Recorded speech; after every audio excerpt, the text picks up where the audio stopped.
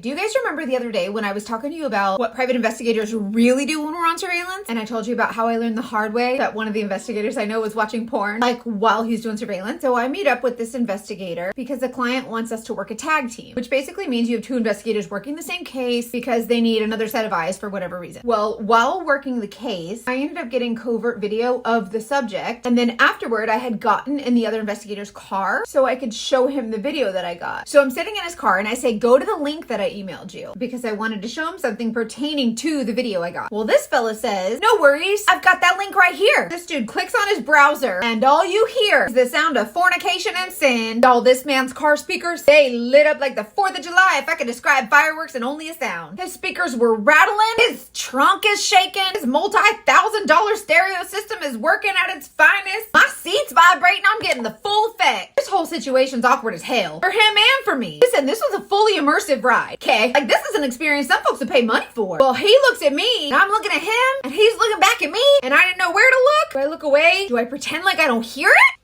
Now listen, I ain't no prude. I was kind of proud of the fella. Good for you. But I was clutching my pearls a little. When I heard what I heard, I learned more about this fella than I ever want to know about anybody ever again in my life. Like, I was really proud of this fella, right? Like, swinging for the fences. And like, I think he could sense my fear or my discomfort. Y'all, this fella turned red as a tomato wearing a stop sign. And like, everything was happening so fast. He's looking at me making these faces and he's trying to turn it off.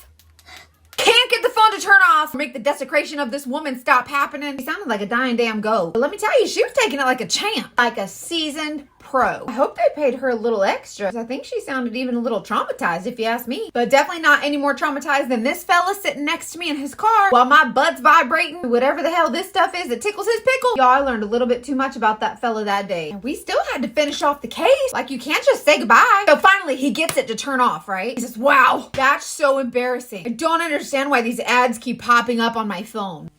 My dude, that was not an ad. That was a whole ass production of Debbie Does Dallas. This is Deep Throat. And that's the day I realized I really don't want to know nothing about what goes on in another PI's car. Not, never, ever, never. Y'all, I could not be done with that surveillance fast enough. And from that day forward, he refused to do a tag team with me on any other case ever again for the rest of the time, for the rest of the remainder of history. Praise the Lamb. Thank you for the blood of Jesus.